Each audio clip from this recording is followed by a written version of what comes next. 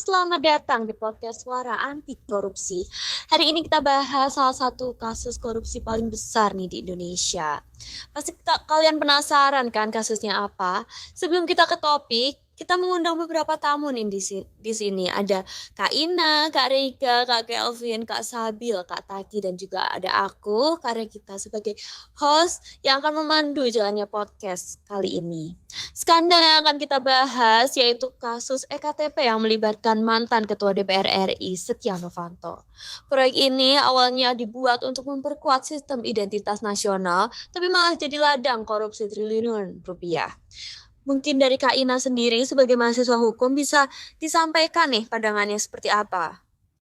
Oke, aku setuju banget. Apalagi nih kasus booming banget, nilainya tuh hampir 6 triliunan. Tapi digunain nggak benar, jadi negara rugi sekitar 2,3 triliunan. Nggak kebayang sih itu yang bisa untuk bantu rakyat. Justru malah dikorupsiin dan bikin hambat pembangunan dan merusak kepercayaan publik kepada negara kita sendiri.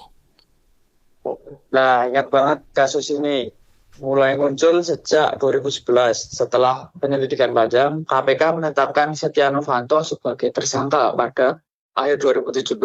Saat itu ia sempat mengaku sakit dan bahkan kecelakaan untuk menghindari pemeriksaan. Setuju banget, kalau mau dilihat dari sisi hukum dan sosial, korupsi itu kayak penyakit menular. Sekali satu orang dikasih toleransi, maka yang lain bakal ngerasa wajar juga. Lama-lama itu jadi budaya. Makanya penting banget ada penegakan hukum yang konsisten dan transparan.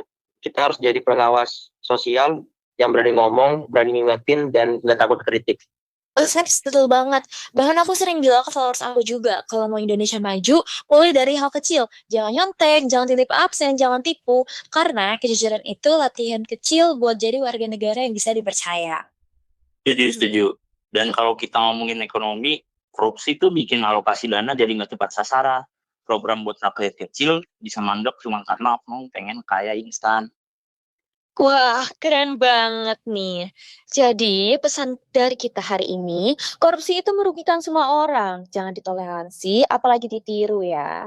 Terima kasih atas waktunya teman-teman yang sudah mau meluangkan waktu untuk hadir dan mengisi podcast kali ini di Suara Anti Korupsi.